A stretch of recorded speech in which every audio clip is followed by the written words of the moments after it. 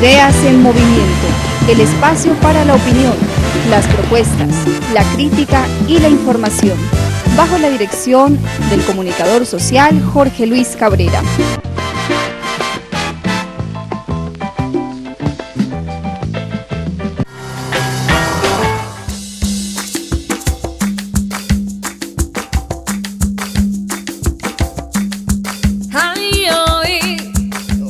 Televidentes, bienvenidos al programa Ideas en Movimiento. Para el día de hoy, como un aporte al proceso de paz, a lo que viene avanzando, vamos a presentar una serie de videos donde distintos periodistas hacen referencia a los acuerdos llegados en La Habana. Aporte para las voces de paz de Ideas en Movimiento. Sean ustedes bienvenidos. Lo que quiera creer y crear, la Pachamama cuidar, solidaria es la paz. En 2 minutos voy a explicar qué fue lo que se negoció en La Habana en materia de tierras, un tema absolutamente fundamental para evitar que el conflicto armado se repita en Colombia. El acuerdo contiene 2 estrategias distintas que conducen al mismo lado. La primera de ellas es facilitar el acceso a la tierra por parte de los trabajadores del campo o de las asociaciones de trabajadores, es decir, permitir que más colombianos sean dueños de la tierra que trabajan, priorizando a las madres cabeza de familia y a los desplazados del conflicto armado. ¿Este acuerdo va a afectar la propiedad privada? ¿Se le va a quitar la tierra a sus actuales dueños? No, porque se va a crear un fondo de tierras, una bolsa a la que van a parar todos los predios que se le han decomisado a los narcotraficantes o a los delincuentes. Las personas también podrán recibir un subsidio o tomar un crédito en condiciones favorables para acceder a la tierra que busquen comprar. La segunda estrategia que contiene el acuerdo implica desarrollar y darle crecimiento al campo. Esto, en primer lugar, a través de la construcción de infraestructura como carreteras o servicios públicos. En segundo lugar, garantizando que la gente que vive en el campo va a tener acceso a servicios de salud y educación de calidad o a una vivienda digna. Por último, tecnificando el campo y acompañando a los trabajadores para que puedan llegar a los mercados con sus productos. Estas 2 estrategias deben llevar a que la tierra en Colombia no se quede en unas pocas manos, a que los dueños de la tierra que no tienen título sean propietarios con todas las de la ley y a impulsar el desarrollo en el campo de tal forma que se abone el terreno para consolidar la paz en el país. Esta es la reforma rural integral que se negoció entre el gobierno nacional y la guerrilla de las FARC. La paz, la paz, ay, oír, guay que sí, vamos a ayudar que nazca. En noviembre de 2013 se logró la firma de este segundo punto, que trata sobre el consenso para ejercer legalmente la política. La clave de este acuerdo es lograr romper para siempre el vínculo de la política con las armas. La participación política cuando se acaba un conflicto es fundamental. Y aunque nuestro país es una democracia, esa participación no siempre es efectiva. Entonces se buscan básicamente 3 cosas. La primera, que haya una mayor apertura a la democracia y una inclusión política de nuevas voces y nuevos partidos. Y para eso, por ejemplo, se va a crear una circunscripción especial para la paz. Eso suena enredadísimo, pero te digo qué quiere decir. En aquellas zonas que se designen, se va a buscar que la población pueda escoger representantes a la Cámara desde esa población, adicionales a los que ya existen, por un periodo específico. Todavía no sabemos en qué zonas, todavía no sabemos por qué periodos, pero eso está contemplado, simplemente para tener más voces en la política. El segundo, que también es muy importante, es cómo amplías la participación ciudadana, cómo logras que haya una mayor participación. Entonces, en ese sentido, ¿qué se ha contemplado?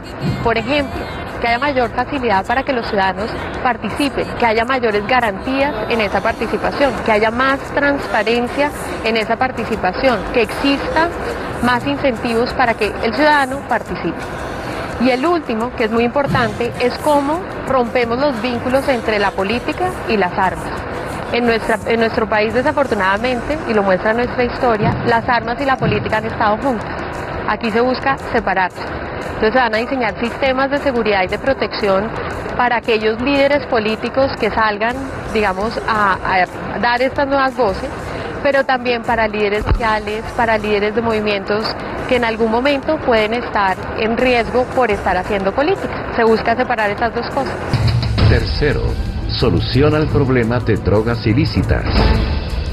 Se trata de soluciones concretas y efectivas en torno a los aspectos centrales que están involucrados en el fenómeno del narcotráfico y las drogas ilícitas. Este acuerdo fue firmado el 16 de mayo de 2014 y tiene como objetivo establecer la puesta en marcha y los mecanismos para reemplazar progresivamente los cultivos ilícitos. Las comunidades participarán en el diseño y la ejecución de los programas de sustitución. Vale la pena anotar que, además de la erradicación, es muy importante la prevención del consumo. En el acuerdo de las drogas, lo que se busca es solucionar el problema de las drogas ilícitas en el país, entendido en tres dimensiones. La primera, pues, son los cultivos ilícitos. Es decir, aquellas personas que están cultivando drogas o cultivos ilícitos que lo puedan sustituir por un cultivo que sea lícito. Que en aquellos lugares donde existen cultivos ilícitos no sea simplemente quitar el cultivo, sino desarrollar ese lugar, hacer un plan de desarrollo integral para ese lugar.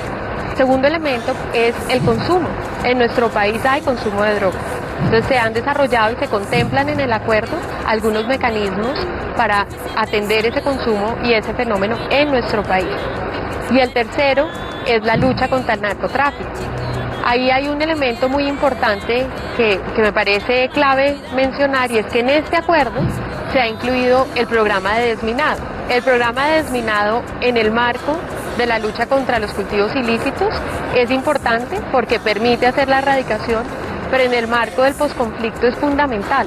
En Colombia hay muchas veredas, muchos municipios que tienen minas antipersonales y eso hace que sus pobladores no puedan caminar con tranquilidad, no puedan ir a hacer su trabajo con tranquilidad. Cuarto, víctimas. Acordado lo siguiente. Uno de los puntos más complejos de la agenda es el acuerdo sobre las víctimas, firmado el 15 de diciembre de 2015. Después de 3 años y medio de discusión, se llegó a un consenso para generar un sistema integral de verdad, justicia, reparación y garantías de no repetición. Resarcir a las víctimas está en el centro del acuerdo. Este punto incluye 3 elementos que son fundamentales: el elemento de la verdad, el elemento de la justicia y el elemento de la reparación. No es gratuito que sea un sistema integral de verdad, justicia, reparación y no repetición. La no repetición es clave. Lo que busca el acuerdo es entender qué fue lo que pasó para que nunca más nos vuelva a pasar. Verdad. La verdad es el primer paso de la justicia transicional. Hoy percibimos que para las víctimas lo más importante es saber qué pasó, cómo pasó y pasó.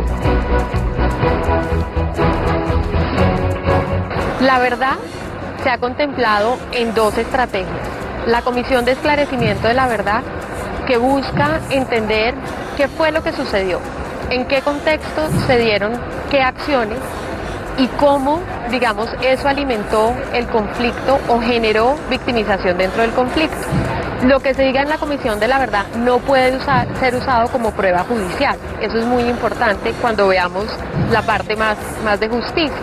Entonces la Comisión de Esclarecimiento de la Verdad busca eso, busca reconstruir lo que ha sucedido. Hay otro componente de la verdad que es fundamental y es la búsqueda de desaparecidos. En nuestro país hay un número muy grande de desaparecidos. Lo que se busca en este acuerdo es establecer que se van a buscar esas personas, se va a entender qué sucedió y cuando se encuentren los restos se le van a entregar a sus familiares. Es un arreglo que implica muchos compromisos y muchas responsabilidades. Para que haya justicia, se necesita que los involucrados en el conflicto cooperen, paguen y reparen. El tema de justicia incluye la Jurisdicción Especial para la Paz. Este es un sistema, más que simplemente unas salas o unos tribunales, es un sistema completo. ¿Qué busca este sistema? Asegurar que aquellos actos criminales graves pues sean castigados y aquellos delitos políticos pues sean tratados como deben ser tratados. Entonces contempla primero 2 vías. Cuando estamos hablando de un delito político, por ejemplo, la rebelión, que es un delito político, se puede ir por la vía de la amnistía con ciertas condiciones. Cuando estamos hablando de un crimen grave en el marco del conflicto, hay 3 vías. Una vía es cuando aquel actor, bien sea armado, agente del Estado o tercero, dice: yo participé en esto. Hay un tratamiento especial, es decir, no se le da un castigo normal o común como el que habría en la jurisdicción, porque es justicia transicional, y lo que se busca es que esa persona pues tenga una pena efectiva de privación de la libertad, pero en unas condiciones particulares. Hay un segundo camino, una segunda opción, y es cuando no hay un reconocimiento inmediato, sino tardío. Es decir, la persona no dice de una fui yo, sino después. Esa persona que hace ese reconocimiento tardío puede tener una pena privativa de la libertad entre 5 y 8 años. Es decir, el tratamiento, fíjate que va escalando. Y hay un tercer escenario donde no hay un reconocimiento. La persona no reconoce que participó en ninguno de esos actos y en ese caso puede tener una pena privativa de la libertad de hasta 20 años. Las víctimas nunca podrán vivir como antes. Los dolores de la guerra son muy profundos. Con la reparación se busca que la sociedad compense a sus víctimas en la mejor medida posible. El dolor más grande que se ha visto en el mundo es este. Pues es poco el peladito, me digo, sin cabeza y sin nada. Porque uno no tiene culpa de nada, hombre. Sin tener culpa de nada, porque la violencia así mata a uno que no tiene nada, hombre. Ay, Dios mío, por Dios. La reparación es fundamental. La reparación es lo que permite para muchas víctimas realmente entender que lo que les pasó nunca ha debido pasar y probablemente nunca va a volver a pasar. Dentro de la reparación se contemplan, por ejemplo, actos tempranos de reconocimiento. Lo que sucedió, por ejemplo, en Bojayá, cuando los comandantes de las FARC van y reconocen que lo que sucedió no ha debido suceder y reconocen su participación. Esos son actos muy importantes porque son un primer paso para pasar la página, que es lo que busca este acuerdo. También dentro de la reparación se contemplan reparaciones colectivas, por ejemplo a grupos de población o a poblaciones y territorios que fueron víctimas de la violencia y del conflicto, y también se contemplan revisar algunos aspectos de la ley de víctimas.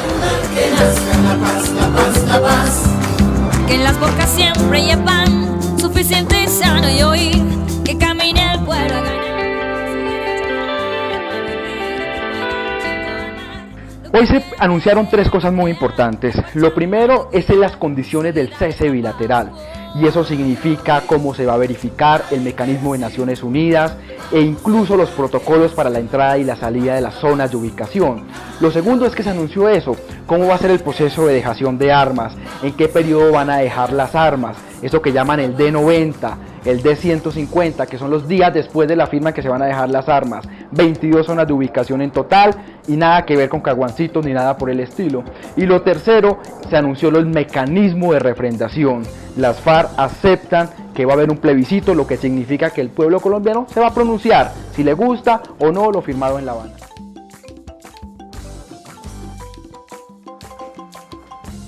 El primer punto, que es el cese bilateral al fuego, quedan al menos claras 5 cosas. Primero, el mecanismo de verificación de Naciones Unidas arranca hoy mismo y más o menos va a tener 45 días para hacer su despliegue en el territorio.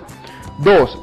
Naciones Unidas se compromete con 300 funcionarios civiles y militares, aunque no van a estar armados los militares, en que va a hacer esa verificación en las zonas de ubicación, 1 kilómetro alrededor de las zonas de ubicación.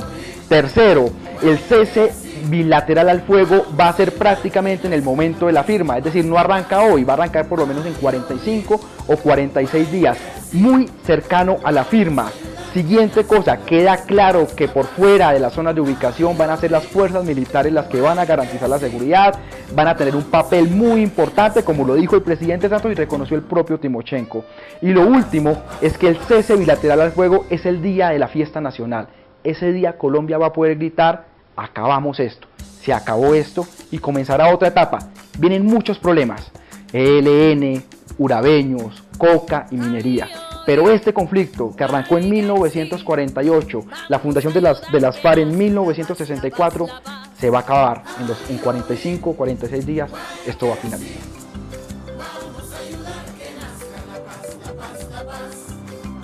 El segundo tema es el anuncio de las zonas de ubicación, y aquí algo muy importante, Elber, y es que se acabaron todos los mitos y las especulaciones. 1. Las zonas de ubicación no son de municipios despejados, son zonas veredales, totalmente pequeñas y en zonas rurales. 2. Van a ser transitorias por 6 meses. Cuando fue el Caguán o fue Ralito, se sentaban a negociar y no se sabía cuándo terminaban. Aquí no es para empezar la negociación, es para terminarla. Van a durar 6 meses. Tercero, dentro de la zona de ubicación, las FARC se darán la seguridad con un 30% de las armas. 1 kilómetro inmediatamente por fuera de la zona de ubicación estará el mecanismo de verificación, y después de ese kilómetro estarán las fuerzas militares. Es decir, van a seguir habiendo alcaldes, concejales, gobernadores, policías en esos municipios.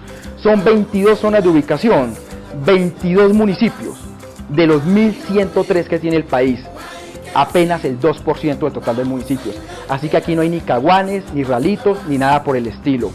90 días después de la firma se van a dejar el 30% de las armas, y al final, en el día 150, se van a dejar el total por ciento de las armas, el 100%. A los 180 días después de la firma y comenzando las zonas de ubicación, se había acabado las FARC.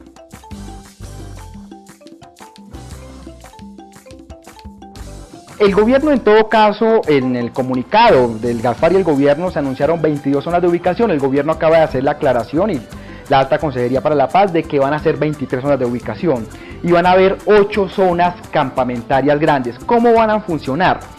Por ejemplo, en una zona de ubicación o zonas veredales transitorias hay una zona campamentaria pequeña, y luego hay un territorio que se cree que van a ser 9 kilómetros cuadrados apenas, donde los guerrilleros se van a poder mover. Es ahí donde van a hablar con las personas que los visiten, con los periodistas, y eso sería como tal la zona de ubicación. Por ejemplo, se aclara que los guerrilleros que salgan escarcelados, que estén en las cárceles, podrán ir a la zona de ubicación para recibir los beneficios, pero no estarán en la zona campamentaria, sino en la zona de ubicación. En conclusión, las zonas veredales transitorias tienen 2 territorialidades. Una pequeña, que es la zona campamentaria, donde está la estructura armada, y una segunda zona que lo rodea, que es donde los guerrilleros van a poder entrar y salir. Y adicionalmente a eso habrán esas 8 zonas campamentarias, que son como ya mucho más pequeñas, donde solo van a llegar el aparato militar. Muy seguramente habrá un campamento madre, como fue con el M-19, que estará ubicado en San Vicente del Caguán o en el municipio de La Macarena.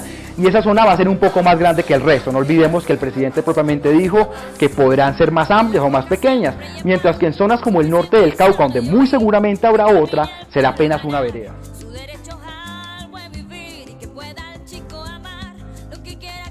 Esto también es muy importante, y es que las FARC aceptan la votación, aceptan el plebiscito, y el presidente gana este pulso. Es decir, que va a haber una votación, que al final de esto el pueblo colombiano va a poder pronunciarse. El día que se firmen los acuerdos de paz, arranca literalmente la campaña por el plebiscito o por el mecanismo que establezca la Corte Constitucional, que ya se sabe que la ponencia inicial es positiva. Habrán 90 días de campaña, 3 meses, y a los 3 meses será la votación. Aquí esto es muy importante. La población tiene que leer, los acuerdos de paz ya son públicos, léanlos, porque lo que pase en ese plebiscito va a marcar 50 años de vida republicana. No se dejen llenar de mentiras ni de mitos, sino vayan directamente a la fuente y léanlo. Votación va a haber, y las FARC tuvieron que aceptar que va a haber votación y que va a haber plebiscito.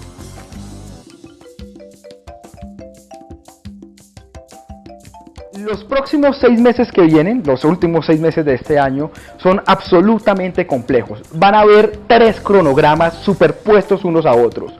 El cronograma de la finalización del conflicto y la dejación de armas. Seguramente en 2 meses tendremos la firma del acuerdo. Luego viene un periodo de 60 días donde las FARC van a caminar hacia la zona de ubicación. Y luego viene un periodo donde van a comenzar a dejar las armas paulatinamente. En ese mismo momento que está ocurriendo todo eso, vamos a tener la campaña por el plebiscito, que arranca también el día de la firma, 90 días de campaña, 3 meses y luego la votación. Es decir que va a coincidir el día de la votación con muy seguramente al otro día habrá la primera zona, dejará las armas de las FARC, a los 20 días la otra, a los 20 días la otra, hasta que acabemos las 22 zonas. Y luego viene el cronograma más complejo, que es cuando vamos a volver leyes, decretos, acuerdos, el proceso de paz. Todo lo que está acordado es hasta ahora un tema de voluntades. ¿Qué significa reforma electoral? Bueno, eso hay que volverle una ley. Y eso arrancaría el día de la firma del acuerdo. Así lo aprobó el llamado Acto Legislativo para la Paz, que el Congreso lo aprobó en conciliación hace apenas 3 semanas. 3 cronogramas muy complejos.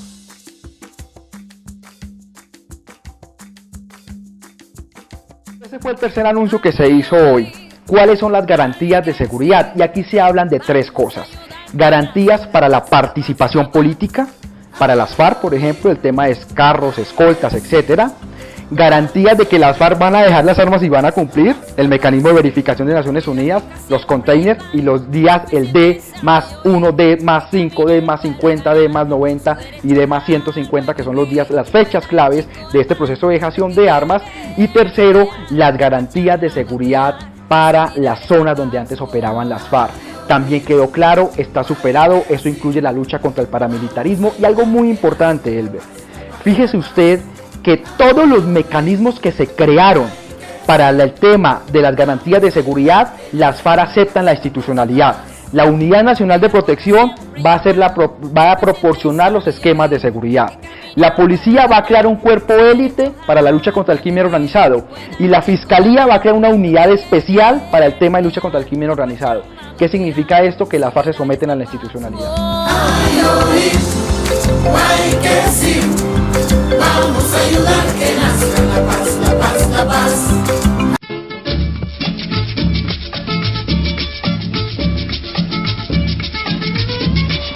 Hola, ¿qué tal? Desde la Isla de la Libertad, un saludo muy especial para toda la juventud de Colombia y del continente, de parte de la Delegación de Paz de las FARC, Ejército del Pueblo. Los jóvenes estamos en la obligación de transformar la realidad que se nos ha impuesto, para que las generaciones venideras puedan crecer y formarse en un país libre de la guerra y la incertidumbre. Una educación gratuita y para todos los niveles, programas de alfabetización, becas condonables y sobre todo promoción de nuestra cultura.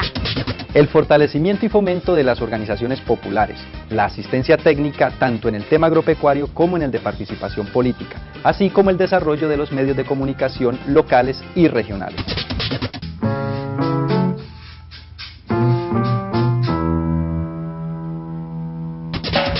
Pedagogía para la prevención del consumo de drogas y la atención en salud pública para la población consumidora. Los acuerdos conllevan para la juventud no solo beneficios sociales, sino también retos por desarrollar como sujetos políticamente activos de la nueva Colombia que vamos a construir. Incremento progresivo de los cupos técnicos, tecnológicos y universitarios en las zonas rurales. Plenas garantías al derecho a la protesta, entre otros, son algunos de los beneficios y oportunidades que resultan de los acuerdos parciales.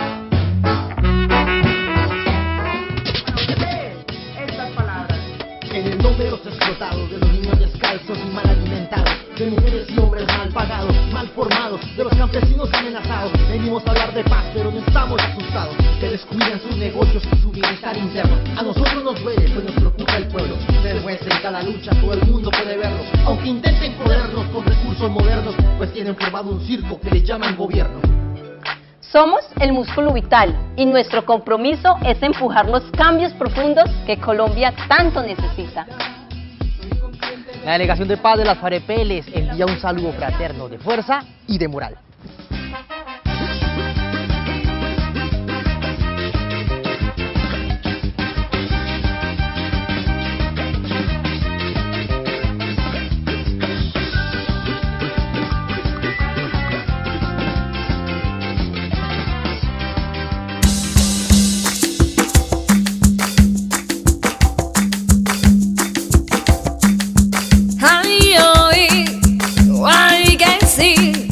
Vamos a ayudar que nazca la paz, la paz, la paz. Ay, oír, guay que sí. Ideas en Movimiento, el espacio para la opinión, las propuestas, la crítica y la información.